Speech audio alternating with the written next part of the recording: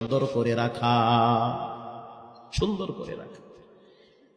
এই যুবক পাহাড়ি অঞ্চল দিয়ে আসা যাওয়ার পথে এক মেয়ে তাকে বারবার ডিস্টার্ব করে, যুবক তুমি অনেক সুন্দর, তোমার ক্যারেক্টার সুন্দর, তোমার ক্যারিয়ার অনেক ভালো, অন্য কোনো মেয়ের দিকে তুমি তাকাও না, বাজে কোনো নেশা তোমার নাই, আমি চাই তুমি আমার সাথে একটু পার্সোনাল সময় কাটাও। যুবক স্পষ্ট বলতে আছে, ইন্নী আখাফুল্লাহ, আমি একজনের সবচেয়ে বেশি ভয় পাই যার হাতে আমার জীবন, যে কোনো টাইমে হঠাৎ স্ট্রোক করে মৃত্যু দিতে পারেন কে? বসে আছি, দাঁড়ায় নাও থাকতে পারি, হঠাৎ চলে যেতে পারি। অতএব আল্লাহরে ডরাই, এই শরীরের ভিতরে কোনো বেগানা নারীর স্পর্শ নাই। আমি চাই আমার পবিত্র দেহটা একটা পবিত্র মেয়ের কাছে উপহার দিতে। মেয়েটা যখন কোনোভাবেই যুবকটাকে কাবু করতে পারল না, কিছুদিন পরে আবার মেয়েটা যুবকের পথ আটকায়া দিল। যুবক তুমি আমাকে একটু সময় দাও। যুবক বলতে আসি, ইন্নী আখাফুল্লাহ, আমি আল্লাহর ডরাই। কিছুদিন পরে মেয়েটা যুবকের হাত চেপে ধরল যাওয়ার পথে। যখনই হাত চেপে ধরল, যুবক এবার বলতে আছে, আল্লাহ আজকে মনে হয় এই মেয়ের হাত থেকে আমি বাঁচতে পারবো না, তুমি হাতটা ছেড়ে দাও।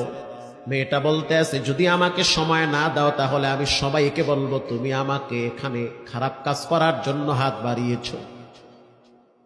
তুমি মেয়ে মানুষ বললে হয়তো মানুষ শুনবে, আমি যুবক মানুষ, আমি বললে আমার কথা বিশ্বাস নাও করতে পারে। কথা ঠিক না? ঠিক।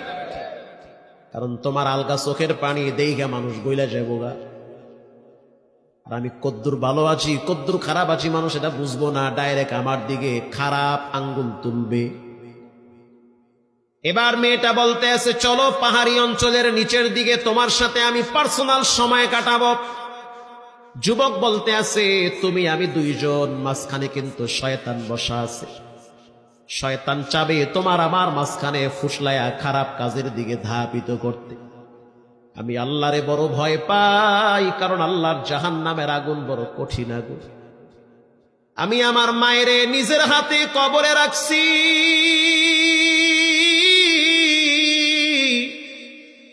আমি আমার মায়ের মৃত লাশ দেখছি, চেহারা দেখছি। যেই মা বড় আদর কইরা বড় বানাইছে, সেই মাকেও আমি নিজের হাতে কবরে শোয়ায়া রাখছি।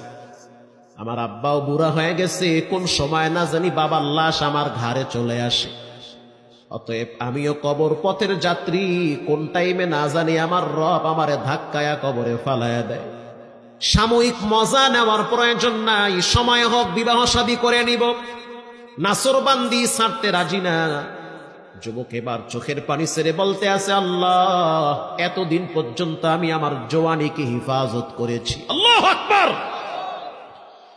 খারাপ কাজের দিকে আমার মনটাও চাইতেছে, কারণ আমি তো রক্তে মাংসে গড়া মানুষ, কথা কন না কা? আমারও মনে চাচ্ছে, কিন্তু আল্লাহ আমি তো জানি দুনিয়া অস্থায়ী জায়গা, কেউ থাকবে না। অতএব খারাপ কাজে জড়াবার আগে তুমি আমার মৃত্যু দিয়ে দাও, আমি ঈমানের সহিত মৃত্যু বরণ করতে চাই। হাদিস শরীফে আছে, বান্দার দোয়া কখনো কখনো বিনা পর্দায় কবুল হয়ে যায়। যুবকের শরীরে জ্বর চলে আসছে, মেয়েটা কিছুক্ষণ হাত চেপে ধরে আর রাখতে পারে না, হাতটা ছেড়ে দিল, এত গরম শরীর। যুবকের শরীরে ঝাঁকুনি চলে আসছে, মাথা ভিমরায়া পড়ে গেছে পাহাড়ি অঞ্চলে বড় পাথরের উপরে। মেয়েটা দৃশ্য দেখার পরে ভয়েতে চলে গেছে। যুবক কালেমায়ে শাহাদাত পড়তে পড়তে বাইতুল্লাহর দিকে চেহারা মুখ করে জীবনের শেষ নিঃশ্বাস ত্যাগ করেছে, আল্লাহু আকবার। পাহাড়ি অঞ্চলের রাখালরা দৌড়ায় আসছে এর কাছে, দেখলো নিথর দেহ পড়ে আছে, চেহারা সবুজ হয়ে আছে, মনে হইতে আছে জান্নাতি ফুল এখানে ফুটে আছে। যুবকের বাবাকে খবর দেওয়া হয়, মুরব্বী লাঠিতে ভর দিয়া দিয়া দিয়া দিয়া যুবকের কাছে আসছে। যুবকের চেহারাটা, মাথাটা বুড়া মানুষ কোলের উপরে রাখছে, কোলের উপরে রাইখা যুবকের চেহারার দিকে নিজের বাপ, নিজের আব্বা, সন্তানের চেহারাটা এরকম হাত দিয়ে আগলাইতেছে আর বলতে আছে, আল্লাহ নিয়ে গেছো আমার সন্তান রে, আফসোস নাই, আমি যে দোয়া করছিলাম দুইটা জান্নাতের মালিক বানাবা, সেটা তুমি আমার দোয়াটা বৃথা দিও না রে আল্লাহ। সন্তানের লাশ দাফন করা হয়, লাশ কবরে রাখার পর